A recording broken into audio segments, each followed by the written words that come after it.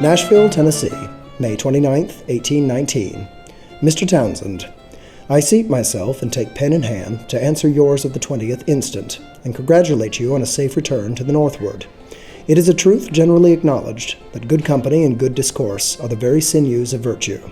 This being so, I thank you for providing both during your brief sojourn among us. If you had half as much enjoyment in your visit as we had in hosting you, I should esteem that a successful endeavor indeed. I believe it goes without saying that you are always welcome with your friends here in Tennessee, and should you ever return, as I hope you shall, know that there will always be a place for you at our table. My best wishes for yourself and friends and family. I look forward to following whatever adventures lie in store for you with great anticipation. I shall now close, as I wish to get this in the post today. I remain, sir, as ever, your most particular servant, B. Allison. P.S. Please accept my favor of a full cask of the finest Dutch nutmeg just arrived at this place. Knowing your proclivities in the area of gastric experimentation, I trust you shall find it of use.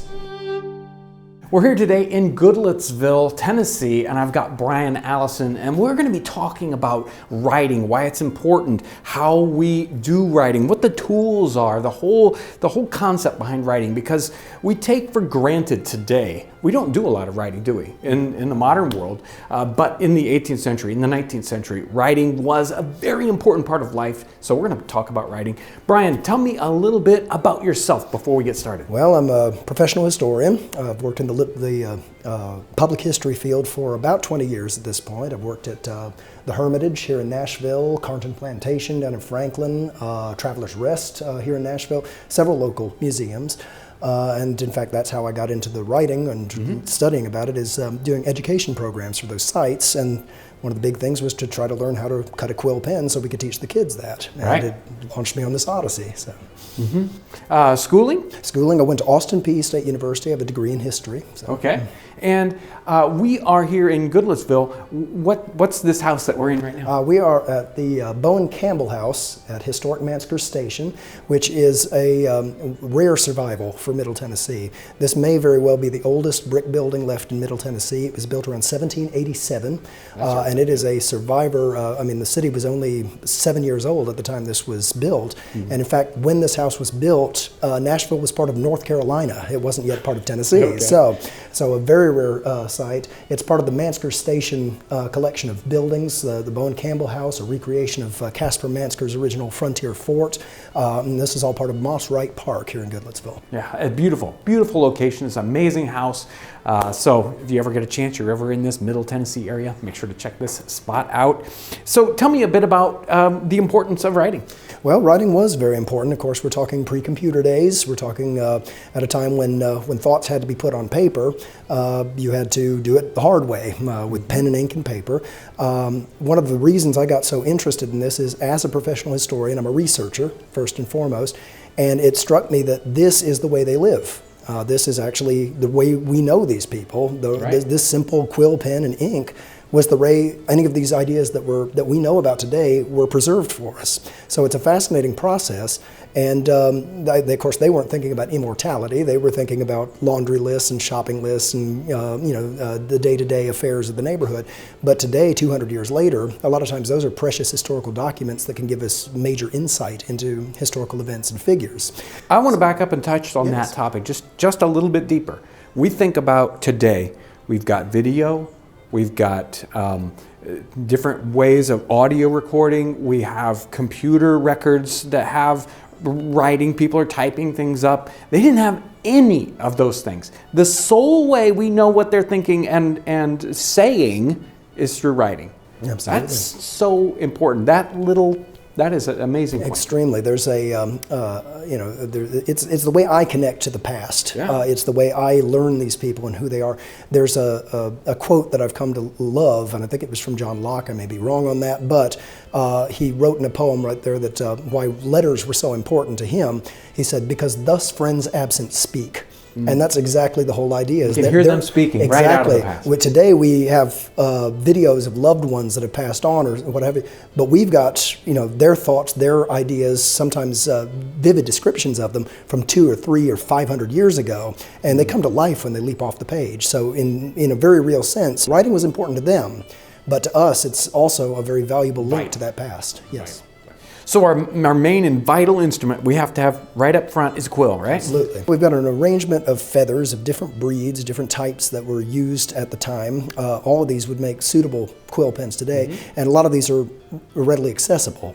That's something that we sometimes have to compromise on, and that's just the nature of living history. Some breeds are endangered or protected.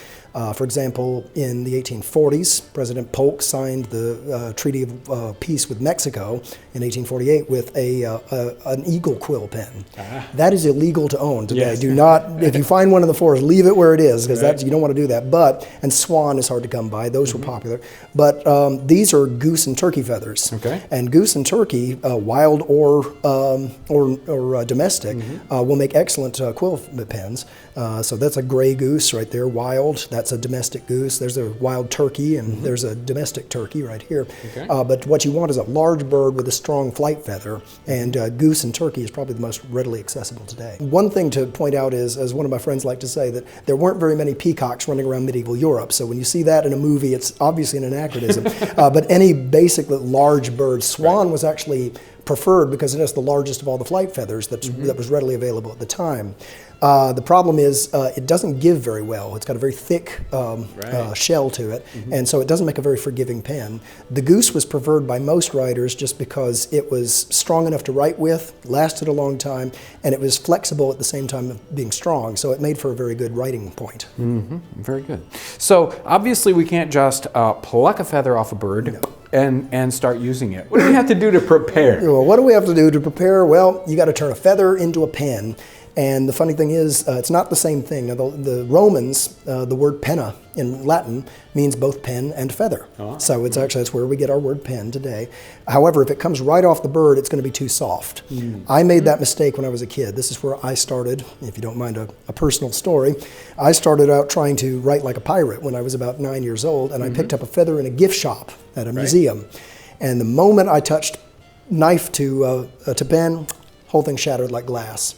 And I thought I was the problem there, and I got discouraged and stopped doing it for a long time after that. Found out later the vital step is tempering. Now there's a number of ways you can turn a feather into a pen. The simplest and the oldest method, going back to the Middle Ages, is simply leaving it alone. If you leave it for a year or more to dry in the sun, it will eventually turn hard. And so you put it in the windowsill, sun shines on it, and it just ages. Yeah, and we can probably speed up the practice today because we have cars. So if you leave it in a hot place like in a car, it'll probably maybe half the time it takes to temper. Just push that in your dash or in your back window. Exactly. Just age them right up in there. Exactly. And you can tell they're right to go because they turn yellow and almost like plastic is what you're looking for. Now, as the years went on, they came up with artificial aging processes, and probably the most common of those, the best one to use today, was developed in the 1830s, it appears, and that is the soaking in hot sand method, and that's the one I usually use. You soak the feather overnight in a glass of water or whatever it is, and that's going to soften this thing up so it's nice and pliable. And then you take a can of hot sand, take that and put it in the oven, heat it up for a little while, let it get hot. When it comes out, plunge it in the hot sand, then just walk away. Leave it until it's cool. And it almost instantly, within a few hours, you'll have that same process that it would take a year or more naturally. Interesting. So, and you believe that's actually a 19th century development? Not we do. Earlier. From the documentation I've seen, in the late 17th century, you see people come up with a process called Dutching. Dutching is difficult, and to get it right, the way it was done is, and of course it was invented in Holland, so it was known as Dutching. You want to do the same thing. You wrap this thing in a damp cloth, or sometimes they dig a hole in a damp cellar and stick them in the dirt, and that's going to soften it a bit. Then they said build a coal fire, dig a hole in the middle of the coal fire, and then spread it around, and then stick that in just for a few seconds, pull it out, crush the feather, move it back up into a round shape again, and then basically let it cool. And why would you crush it and then re-round it? Well, rounding a round feather, I don't usually have a problem with this, but a round feather does not make for a very good, if it's too round, you won't be able to get much of an edge on this. That was just an extra step to make sure it was as flat as possible. You want to do it before it dries up. So you're trying to get a flat part and a round part, sort of. Now, I have crushed too many feathers permanently for me to try that again. I've found that most of the time, I'm able to get, just with a rounded barrel on my feather, I'm still able to get an adequate point. But I could see how if you had a larger feather, the radius is flatter. Very much so. so. That makes it easier to work. Exactly, and kind of the smaller the feather, the more that's going to be an issue. More difficult. First thing you're going to do to prep this is you've got to get rid of all the natural gunk that's left with from being a bird. There's going to be a membrane on the outside of this, and that's oily and greasy. That's why if you're cutting it originally, that's not going to work. You've got to get rid of that membrane. Luckily, when you dry it, it starts flaking off. You see this white powdery substance? I take the back of the knife and just go all the way down and get that out. Next thing you'll do is inside here, inside the hollow part, there's another membrane that runs up within there. That's going to dry up when you do the tempering process to a really yucky yellow mess. Like the pith of a bamboo or something. Basically, a little reminder that this was once a flight feather. So what you'll do is take a rod or something and kind of break that up, and then I've got a tiny little hook that I can put down inside there and just pull the debris out. Then that way it doesn't, the worst thing in the world is if that's in there and you dip this in the ink and suddenly a piece of that debris falls into it, you're there, you just want, you got to start over. And you'll need a sharp knife. Now that's a Quill knife. I'm not going to be using that today just because this one's not been tempered correctly. Okay. I need to work on this a little bit more. But this is what a period knife. Yeah. Sometimes they'd have a little pocket knife, or they just have a little special knife. Now, as to the actual cutting of a quill. Now, this is the hard part, right? This is the hard part. When I was starting this out, I had an instructor tell me, don't worry. He said the first 10,000 are the hardest. There you go. I found him just about right. Just about right. It took several hundred tries. But don't give up. It can be done, and I'll show you That's that. That's a lot of feathers to burn up. Pretty much, yeah. There's left and right-handed feathers. This is a right-handed feather. It comes from the left side of the bird. And you can see it curved around his side. Well, when you're writing, that tends to angle away from your face. I'm left-handed. I don't really have a problem with this because I can still cut this short and use it. Right. But you want to figure out what the top and the bottom of your feather is. Right. And it's just natural. You see the curve. This is the top of your feather. This is the bottom of your feather. The first cut you're going to do is actually counterintuitive. You're going to cut downward and away. Let's start it that way. I'm going to cut downward. So it almost seems backwards to us, okay? It does because, let's see, that's the first cut right there. If you notice how it is, it's cut downward and away, and a lot of people think that's going to be your writing point because it makes sense. That's your writing point. You haven't even gotten there yet. So the writing point now is the very back. Right, the very back and upper part of the feather. So it's got to angle downward and away from you, that first cut. And then we're going to put our slit in. Now this is the tricky part because a slit has to be very small. We're going to start by doing a tiny little, oh, there we go. Just barely split there. And you want to widen that to maybe about half an inch or so. So splitting it back a half an inch, okay. Yeah, if you go too far with this, you will split the whole feather and it's no good to anybody. And this isn't cut, this is actually opening a crack. Yes, cutting it, you can cut it, but I've had mixed results with that. The proper way to do it is to split it. Okay. And the best way to ensure that you're not going to split it too far is you put your thumb down very, very hard at the point where you want it to stop. So this looks like about 3/8 of an inch to me. Just about, yeah. Then in there, it's not exact science, but... Because everyone would be different. Right. Now let me put it in there, and a little crack. Doesn't. Oh, there it goes. And that's just about right. It almost went too far, but that's just about right. And then the next thing we're going to do, so we've got our first cut here. We've got our split in the middle. Find where the end of that split is.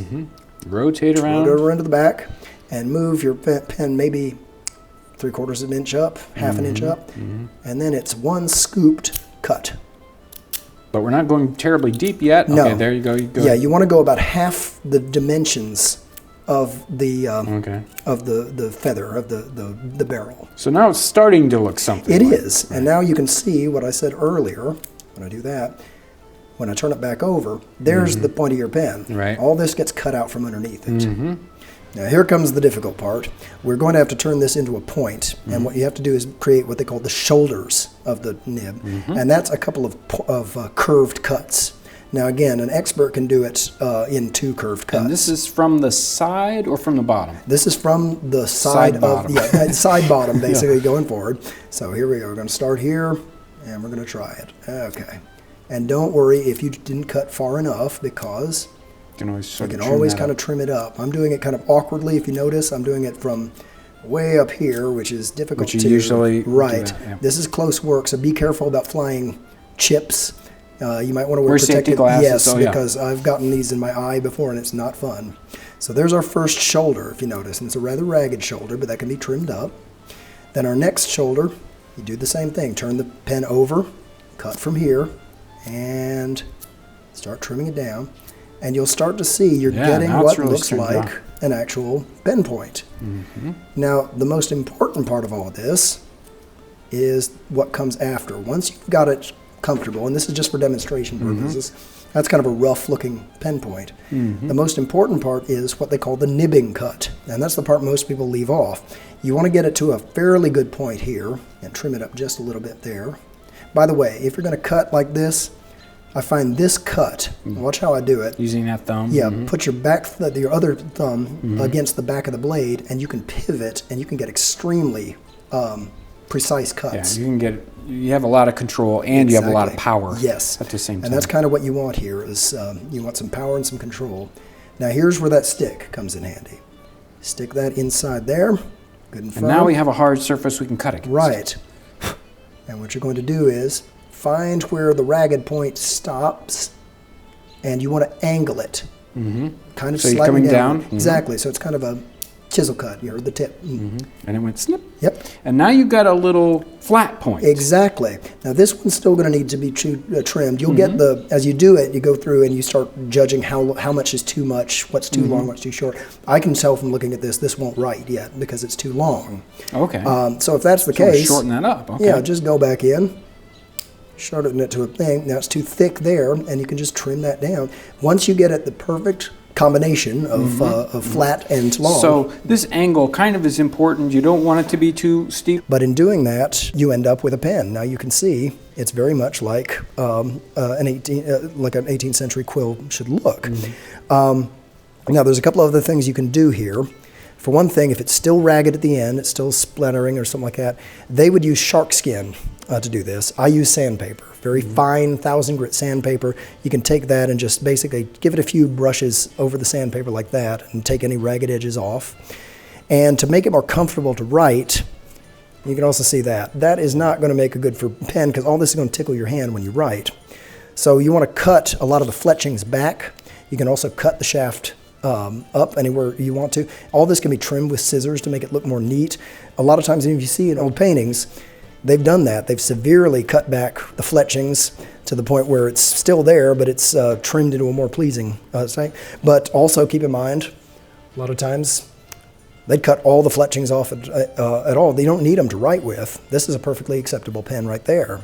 So all that needs to be that's all aesthetics. That's all how you want to shape your pen. But essentially, those are the major points of cutting one. And there we go, a completed quill pen. Amazing.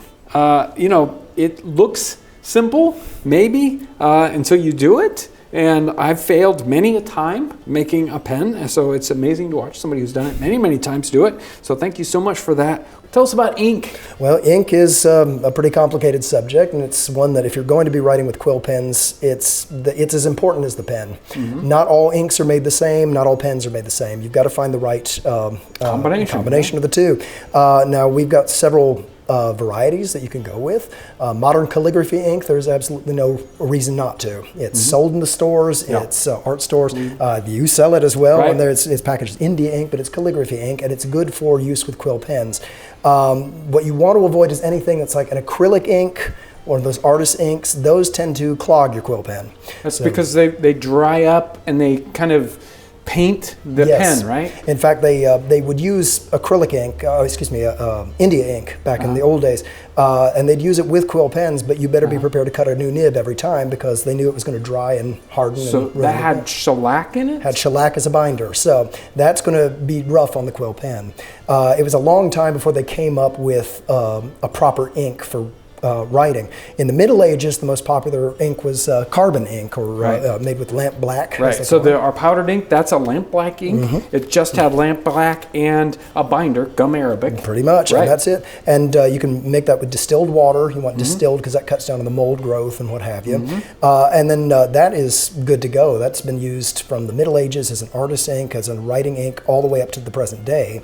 And that's very good for people who are on the go, who are traveling in the wilderness, something like that, don't have a lot of supplies. Just bring along a few packets of ink. You can mix up, But it's got problems too. It does, because basically it's you've got to dump out what you can't use at the end of the day. And the other problem is, if it rains, you can kiss your writing goodbye because it's not waterproof. So it took them a long time to come up with the ideal waterproof ink, or what they consider the ideal waterproof ink.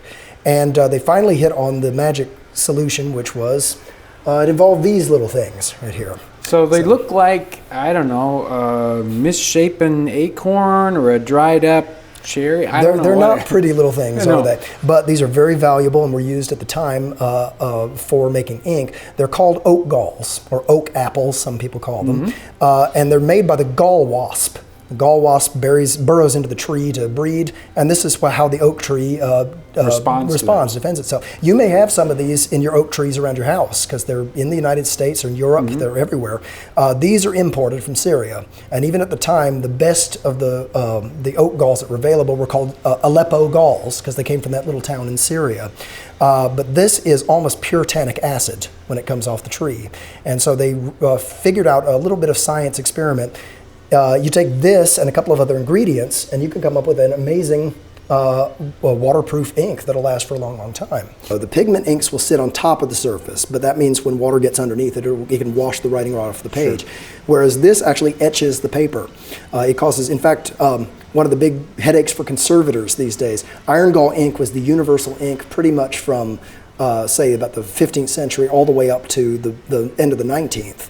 And go back 12th century, probably all the way up to the 19th. And it's great. You can't wash it off the page because it's actually burning into the fibers of the paper.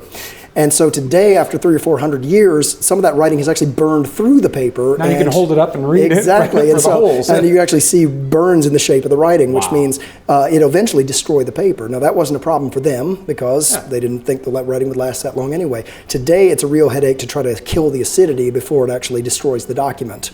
So a lot of your favorite documents like the Declaration of Independence or George Washington's papers, conservators have to go to great lengths to try to neutralize that acidity before it destroys that document forever.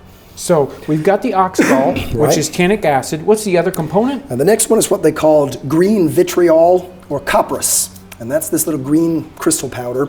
That you can get today. It's actually sold as a fertilizer for garden shops. You can get it from pigment stores online. They made their own. But this is iron? It's iron sulfate. Iron sulfate. Iron 2 sulfate. They have a new code where you put the number on it. So you want iron 2 sulfate.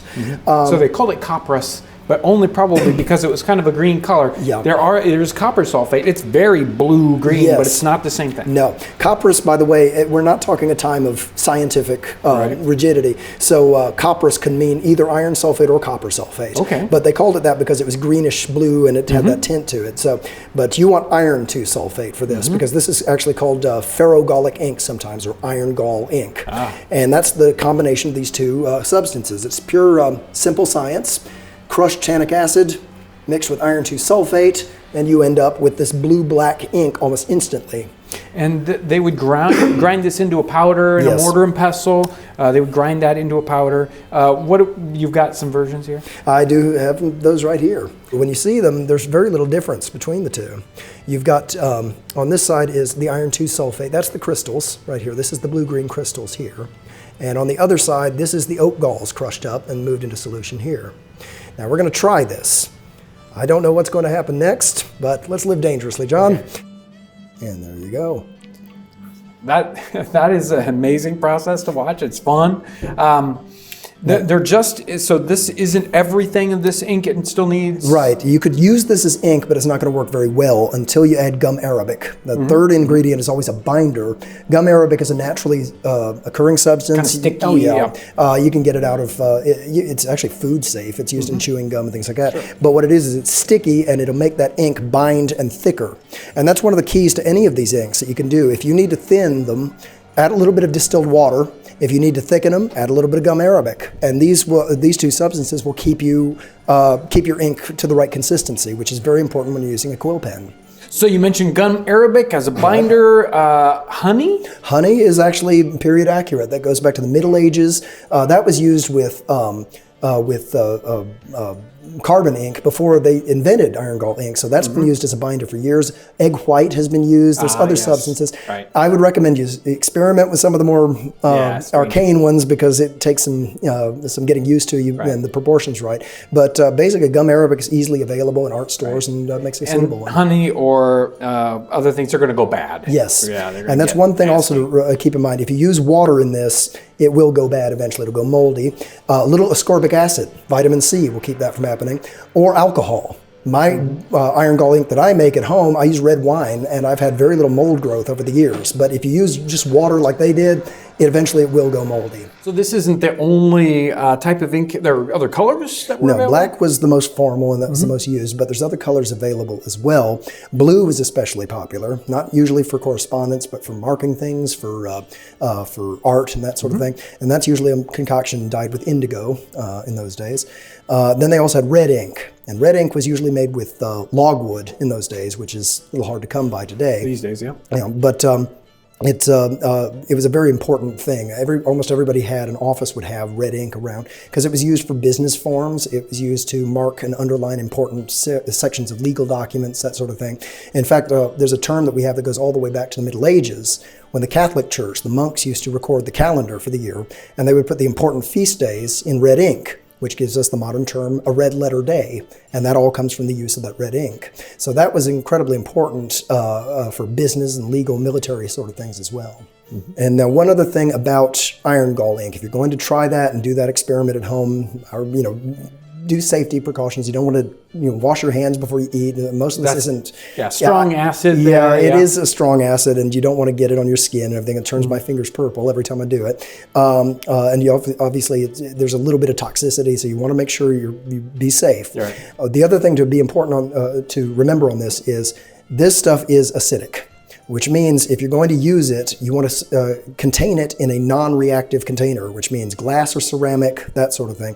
It will pit and corrode most metals, which means don't use it in a pewter or a brass inkwell or without a ceramic liner.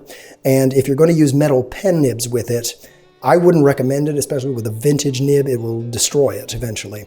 But if you use even modern nibs, the best way to cut down on it is dip it in water every time you use it. After you're done, dip it in water, wipe it off clearly, because this stuff will eventually corrode and destroy your pen nib. There's nothing you can do about that. Let's talk about the paper and what it was like in the 18th century, 19th century. Absolutely, and this is the third of the triumvirate we need. Right. If to write, you need paper, ink, and pen. We've covered the quill and the ink. Well, now we're going to be talking about the paper. And a paper really is relatively recent Western development. Parchment was originally what was used. By the 18th century, you only see parchment for formal documents, and it still is treated animal skin. So I'm not going to really go into that too much, but something like the Declaration of Independence, a military commission, these might be printed or written on parchment. Super expensive. Exactly. But durable. I mean, it's like leather. And it's still, it's still readable today. It's almost indestructible. By the 14th, 15th century, that's when paper really starts coming into England and France. And the first type is this type here that I brought along. This is some laid paper. Now these terms all have to do with, you can take a look at that. Right. It all has to do with the manufacture of the paper. Laid paper is made on a series of wires. They're called chains or ladders sometimes.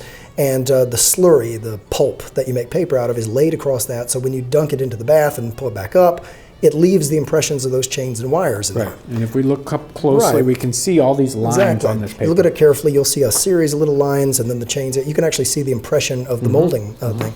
Now, that was the way to make paper really from the 14th century right up to the end of the 18th, almost to the dot. So if you're writing, you want to get your time period right, first thing that's going to give you away is if you write on a different kind of paper, they'll know it because laid paper is the only thing available. Right. You know, if I have any period books, they're all printed with laid paper, even well into the 19th century. Exactly. You see laid paper. Any of the documents, and we've got a document here that's from 1797, and they hold that up to the light, and you can see this is pretty finely chained. It is. And it's got a watermark that's in the woven into the and that's a watermark is called that because it's actually in the screen and it's impressed into the paper when you pull it out of the water bath with the slurry, so it leaves that watermark. All paper had a watermark going back to the 1500s, so don't worry. Modern watermarks tend to look modern, but that's a period practice too. So that's the paper maker's signature basically on there. So that is definitely done at the time. Right. So basically, laid paper is where we start out. So what's modern paper? Modern paper is called wove paper. And you can see the difference when you hold it up to the light. There's no chains, there's no ladders. There's a watermark. Exactly. This starts out actually in the late 18th century with an English paper maker who develops a screen that has such spine holes in it that it doesn't leave an impression on the finished paper. And in fact, you see one, but it does look like woven cloth, so they call it wove paper. The first person to use it was John Baskerville, who printed a book on this wove paper in 1757, but it was so expensive that only printers used it for the longest time.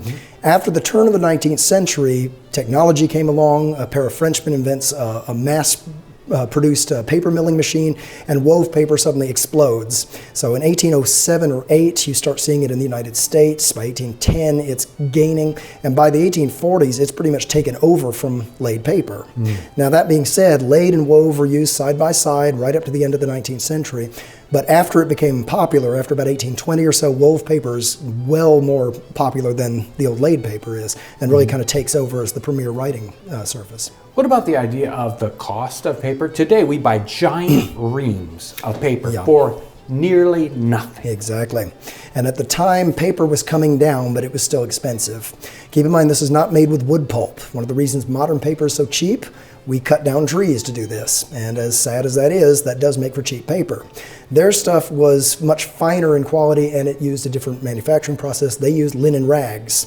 In fact, we like to brag about being green today and recycling. They would do the same thing. When a shirt or a shift wore out, you sold it to the rag man who took it down to the paper mill and sold it to him, and that man turned it into slurry for paper. So you could literally, be writing on your former shirt, soon afterward. But that is an expensive process, takes a long time to do, and it makes the paper consequently more expensive.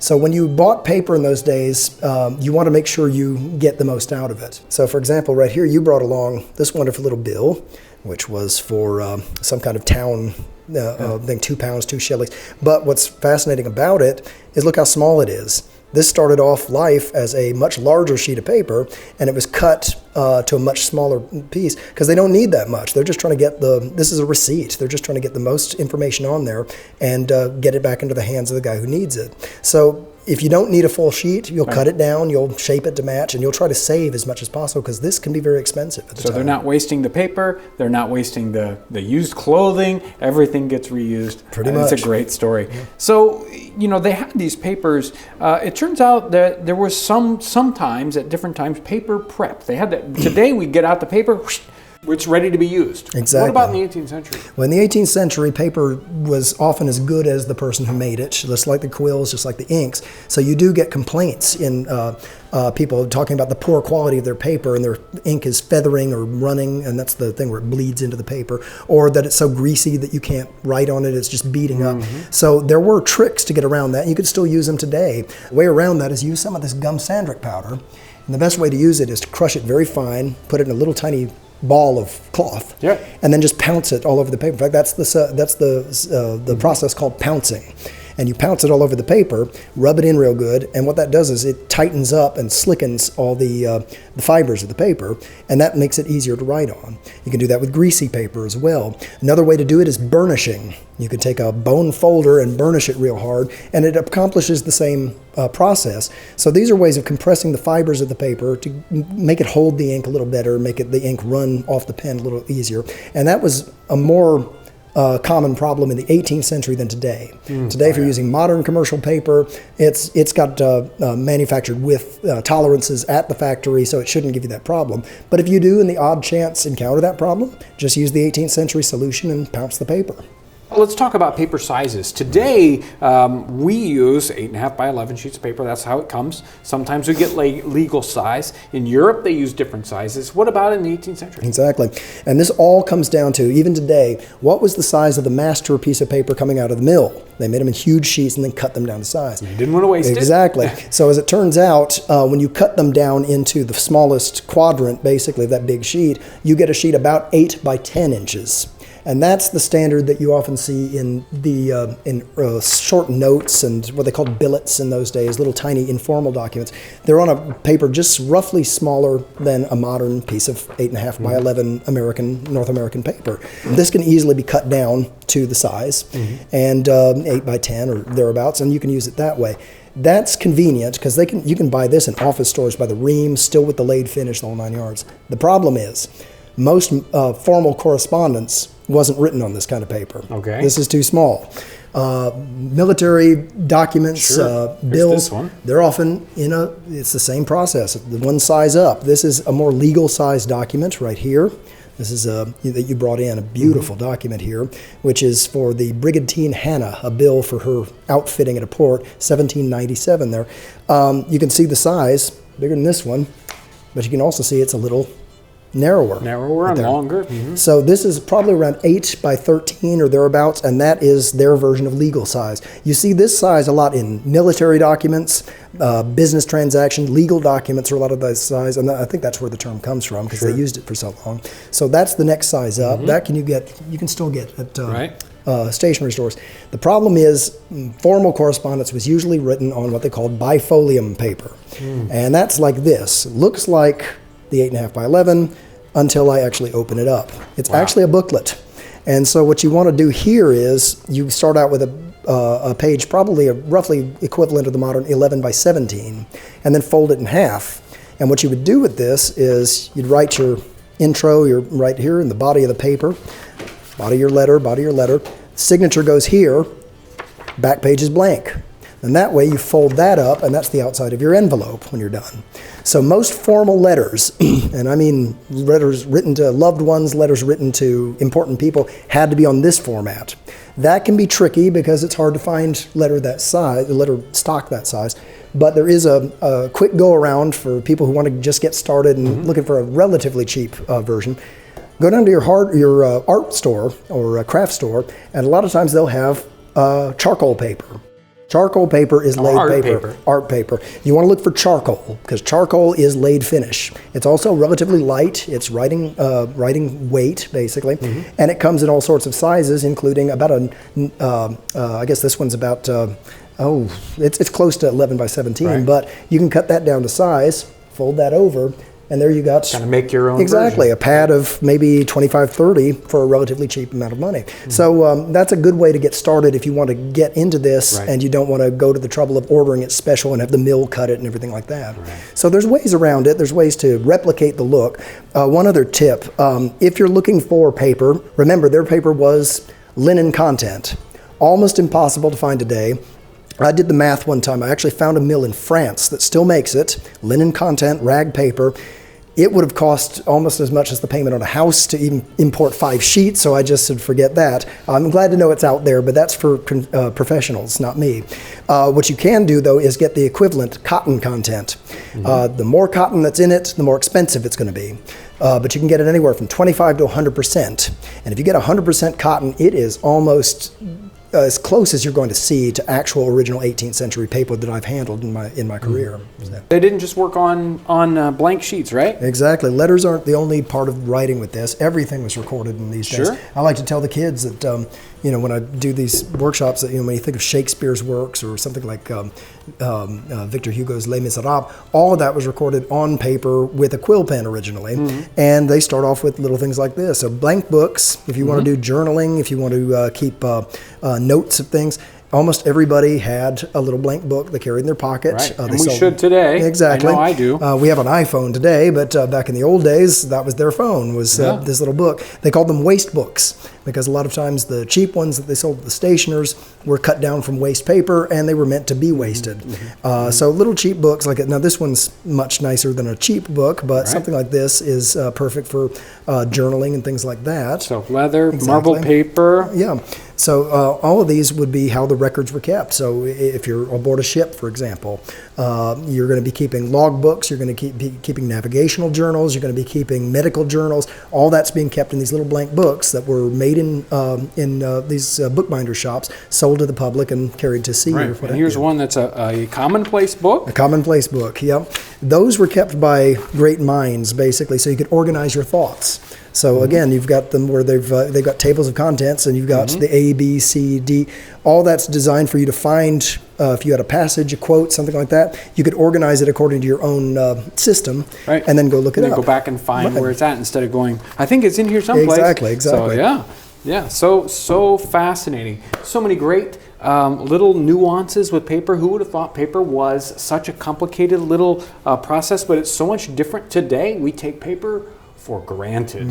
It was very, very important in the 18th century. We've covered a lot of writing, making quills, the kind of paper, the kind of ink you need, but sealing, letter sealing is always a fun thing to talk about. So get us into this letter sealing. Well, once you've written your letter, obviously you want to seal it, and of course in those days they didn't have envelopes yet. Well, they did, but they were expensive and most people didn't use them. So generally you use the back of your letter. So you actually use your letter as the envelope? Yeah, the back of the letter. So for example, if you're writing on this side, then leave this side blank, and then this becomes where you're going to put your address and fold it up. So the envelope starts from that, and when it's done, you're going to see something that looks a lot like this, with the seal on one side and the address put on the other. Right. So, I've just got here a collection of different seals, wafer stamps, which is a little bit different, different methods that they used in period to close their correspondence to send it in the mail. So the seal material itself, it's called sealing wax, right? But it is not wax. It is not wax. It started as wax. In the Middle Ages, it was a mixture of beeswax and other different things. Olive oil was in it, and a colorant. But that was a very primitive kind of wax, and it didn't work very well. It becomes what we call sealing wax in the 16th century, when shellac is starting to be imported to Western Europe. And then you start getting these sticks, kind of like these ones here, which are pure, they're shellac, rosin, a colorant, binder, different materials. That gives you a wax that's very, very hard and brittle. And that's also kind of a built-in security feature. So if your correspondence is being read and somebody's broken the seal, you'll be aware of it when you see that. So that's the original kind of sealing wax. And that's still sold today as traditional wax, or they have different names for it. But if you want to seal your letter in period manner, that's what you're going to look for. Modern waxes tend to be that bright red right there, which is fairly close. It's not great. The difference between modern and the old style stuff is that this is, they sometimes market this as mailable or flexible wax. Right. That's important if you actually want to send your stuff through the mail. The U.S. Postal Service is no longer equipped to handle sealing wax. If you use this shellac base, the traditional wax, and you send that to the mail, you may very well jam the machines and cause all sorts of problems at the post office. Yeah, if you want to do that, put your letter that you've sealed inside of a padded envelope and ship it that way, and it'll actually get there intact. And not destroyed and destroy their equipment at the same time. Exactly. There is some etiquette to wax if you're going to be doing it. It came in different colors. So blues and greens were used for informal correspondence. But the most formal color of all was red. So if you're going to be trying to replicate, say, a military or a government document, document, legal, red is really, and really in most formal correspondence, red is the go-to. What you want to avoid is black. Uh-oh. Black is a bad sign. This is actually shorthand. If you saw a seal with a black or a black seal and a black border on your letter, it's shorthand for you need to sit down before you open this, because that usually means bad death news? in the family, bad news, funeral It's announcement. mourning. Okay. It is. So that tradition goes back into the 17th century, and so most people wouldn't use. I've actually seen an extant letter in which the person apologizes for the shock and saying, "I'm sorry I used black wax, but I didn't have anything available." So the poor person who opened it must have been horrified. When Sure. So, how about other methods of sealing? Well, while we're here with these sealing, we've got sealing wax stamps here. Right? Exactly, and as you can tell, I'm a bit of a fanatic about collecting them. Sure. And everything. These are different sizes, different types. Many of the seals at the time, these are called desk seals, and this is the sort of thing a lady or a gentleman would have on their desk so they could seal formal correspondence. But they came in different sizes, but there's other types as well, and this is, I'm just absolutely drooling over, I just have to say. This is one of my favorite things in your catalog. It's a signet ring, so that's a very typical thing for a lady or a gentleman to have their coat of arms or some symbol there. And you can use it that way. Most people take it off, and if you've ever used one, you find that out quickly. It's Unless you want to burn your hand. Exactly. But this one, in fact, is particular. It's a memento mori. What is the story on that? Well, memento mori is that 17th and 18th century movement that means remember your mortality. So remember you're going to die someday, so you shouldn't just live life just any old way, right? And so that particular design, I think, is off a Jamestown find. That's what I thought, and this is a wonderful reproduction. There's problems with sealing wax. It can be messy, it can be dangerous in cases. You've got to be careful with it. So even in that time period, the late 18th, early 19th century, people were looking to come up with alternatives. And one of the ones they came up with was the sealing wafer. Now this is a little bit obscure. You're not going to find a lot on the market. Wafers became the quick, easy substitute for sealing wax. And really it's just a tiny little round dough disc. And what they would do normally in those days is put it under their tongue and write their letter, and that would soften it while they were going, while they were writing. Then you fold your letter, and at the last minute, pull it out, stick it under the flap, and close it down. And you're going to close it with what they called a wafer seal, and you can see these. Right, so it's completely different than these with a special design. They all have a grid type pattern. Exactly. That grid is characteristic, and in fact, I did one earlier where you can see it. Right there, that is the characteristic stamp you see in a lot of early 19th century letters. That indicates it was sealed with a wafer seal. Now, this was used a lot. I mean, it was so much more convenient than the wax stamp. A lot of times, especially in this climate, I'm in the American South, which means I've actually seen an etiquette book that says you want to use wafer seals rather than wax because it'll melt in and stick together in the postman's pouch in this climate. Wow. I've actually had that experience ordering it through the mail. It'll stick together. So the wafer's very common, but also keep in mind the etiquette. There's a lot to keep in mind when you're writing this. If you're of a certain station, if you're of a gentleman class or something, and you receive this in the mail, that's a bit uncouth. And that was, through that whole period, you see complaints about this because it came out of somebody's mouth a lot of times. So that is considered, you don't send that to somebody of important station. You never send formal correspondence this way. But for a letter between friends, a letter to your grocer or something like that, the wafer seal is so much easier and more convenient than that. And this wafer is... it's like a tiny ship's biscuit. It's just a very, very simple flour, very, very thin. So I want to see a letter get sealed, but before we do that, let's talk about the folding, because we have to have a letter folded before we seal. Is there special things to folding? Are there different kinds of folds? Well, good news and bad news. Part of the romance, I think, of this whole process is the letter fold, and in the early days, the 15, 16, 1700s, it was a very individual process. And there were several different types of folds, some of them very intricate, some of them with built-in mechanisms to keep them from being pried into, that sort of thing. Sadly, for our time period, we're concentrating on the late 18th, early 19th century, and by the second half of the 18th century, letter folding was pretty boring. It had gone down to a simple, what looks like very much a modern envelope today. A lot of those intricate letter folds have been lost over time, and they're just now being resurrected.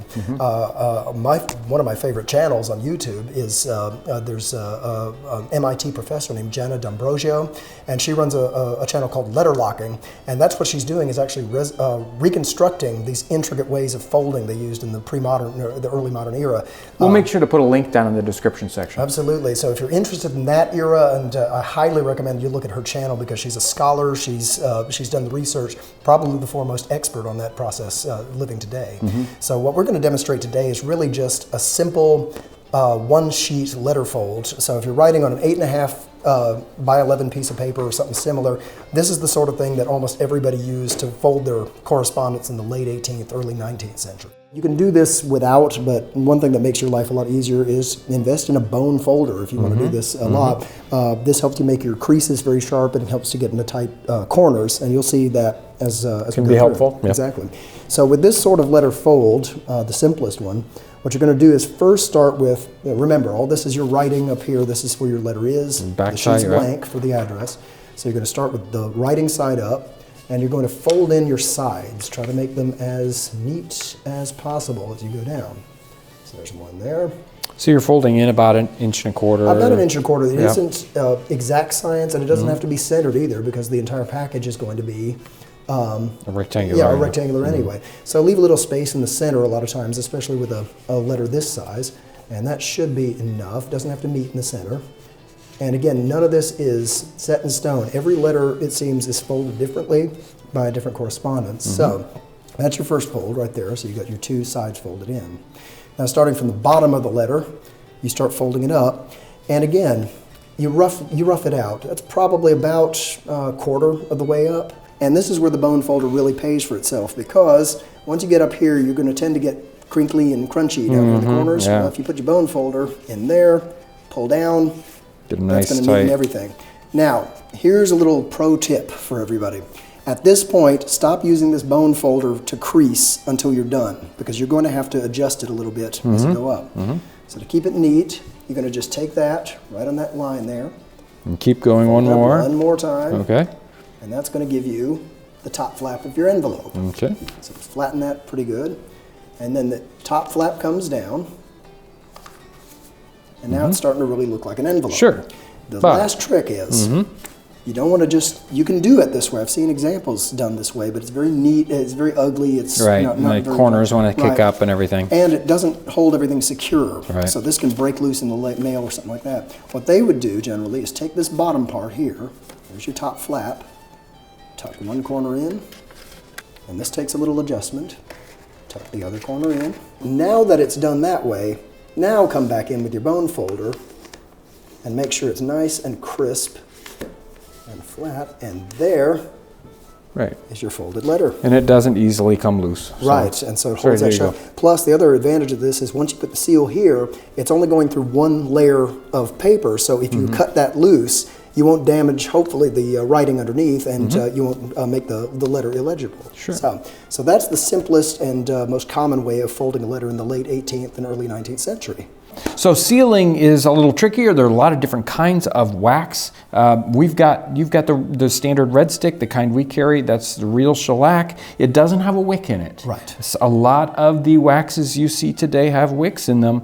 At least with this style of wax, I don't like it when it has a wick in it. It really gets in your way. It really kind of does, and that is not something they would have had at the time. The wick in the sealing wax probably dates to the 1890s, early 1900s. So sealing wax was sold in large sticks. Okay, here we go. We're going to try this. This is going to take a while. Start probably a quarter inch down from the top, and just kind of get the sides started. Be careful, because especially with the shellac wax, it has a tendency to want to catch fire. That's not the end of the world either, but you just don't want flaming bits of wax going everywhere while you're doing this. And after a while, you'll notice it'll start to want to bubble and melt and want to try to move around on you. Once that starts, it's just a juggling act. Start shifting your hand and playing with that little molten ball of wax, and keep it moving, because if you stand in one place, it'll catch fire, it'll drip all over the place. Here we go, we're going to try it. One blob there. In it goes. Give it just a second. Then move your... And there's your seal. Perfect. And a perfect seal. You did it perfect. That was surprising because if it was going to go wrong, it usually happens in a situation like this. So you got to be careful. You might mess it up. Let's do a wafer. I want to see how much the faster wafers this is. are fairly simple. And again, this is going to be a little bit. It'll be faster even then because I'm not putting it under my tongue. Right. The formula I use, I don't know what kind of things I might catch, but Yeah. we're going to use the damp cloth. We just need a moisture there, and I'm going to use my wafer stamp here. Find the spot here where you're going to put that thing in, and then just dampen the surface just slightly, and that'll help it catch. Okay. And then what we're going to do is just get this thing wet a little bit. So a little bit of dripping in there. Okay, now I've got some go. water on there, and just start melting that glue right there. And I can already feel it getting tacky and sticky and yucky, and that's what you want. And once it gets to about that consistency, yeah, that's about right. Stick that up under where the wet connects, yeah. point is. You can even see it ghosting to the surface there. Take your wafer stamp, and it takes a fair bit of muscle, I find, to you want to get that impression. Get those basically those fibers to connect, so the glue sticks. And then we get a nice look to it. And you get that character board, of course, called a waffle effect or a checkerboard effect. But that's the characteristic effect of a wafer seal. And I see that in a lot in early 19th century correspondence that I've handled. It was advisable to let it dry before you send it in the mail. So it might take 10, 15 minutes for that to fully dry before the glue is actually set. Otherwise, it can still pop open in the mail pouch. Yeah, and I would think moisture or, if it got damp, it might undo. But since this letter is sort of sealed, it's folded up into itself, it's not really going to pop open. And the one I did earlier, you can see it's not coming loose. No. It will not come loose. So it's a fairly secure way of holding it shut. We've got our letter. It's sealed up. What about postage? What's the post office like? Well, you're going to actually put your address or your direction, as they said in those days, your direction on the blank side away from the seal, and then you're going to drop it in the postman's bag, or you're going to go to the post office if you're in a big city, or you're going to give it to a friend to drop off at the post office. It's not rocket science in those days. They're still developing it, especially in the late 18th, early 19th century. There are some advanced post offices like Philadelphia under Ben Franklin. They're all based on the British Postal Service. Out in the boondocks where I'm from, Tennessee, it was basically a mailman's pouch and taking the mail down the Natchez Trace to New Orleans and back up into Virginia. So that could be haphazard, that could be subject to the weather, to hazards on the trail, and that's all going to affect postage. Now, sometimes you read in the journals like, oh, I left the letters at the tavern or whatever, where they might come in 2 weeks to pick them up. Right, and you're thinking to yourself, well, how did they get them to the recipient without paying for it? They just dropped them off. Well, that's one of the things about the postage in those days. The recipient paid the charges, not the mailer. So this is free to drop in the mail. It's not free at the other end. So whatever charges go through, and it's charged on the mileage it went, the weight of it. That's why they were trying to use as little paper as possible. Right, so you don't use an envelope because that weighs more. Exactly. So if you're adding to that, that's going to add to the charges, the difficulty of the journey. So if it's going over rivers in a postman's pouch, that's going to add to it. So all that factors in. And then once that gets to the other end, whoever gets the letter has to pay all those charges. Sure. So a lot of times you'll see dead letters, they call them, dead letter office, where somebody didn't recognize the signature, didn't know what it was about, said, I'm not going to go to that much trouble, and threw it back. And some of those have never been opened in 200 or 300 years. Wow. So that'd be a treasure trove, wouldn't it? Well, there's actually in what was this? In the Netherlands recently. Nice. A trunk of I think it was 1,200, and I think only 800 of them were still unopened, and they'd been posted anywhere between 1670 and 1720. You talk about a treasure trove. It had just sat in the Rijksmuseum in the Netherlands for the last 100 years, and nobody had opened them. So they're just now starting to go through and scholarly changes. I think it's called the Signed, Sealed, Undelivered project, and it's great to watch online if you really want this the trivia of how to do this. As it goes through the journey, and this is something I teach in my classes, it's going to pick up character, and that's one of the things to make it look real. Postal stamps. Not like today, they didn't use a prepaid stamp. That would come along in the 1840s. But as it goes through, postal marks would be applied by usually lead stamps in those days, dipped in ink and stamped to the letter. I teach methods for replicating it. Of course, you can get rubber stamps today to do similar things. There's other ways to do it. But I find that really adds to the character as ship letters that came through the post overseas. It really kind of adds to the character and lets you see where the journey came from and the narrative that the letter would tell.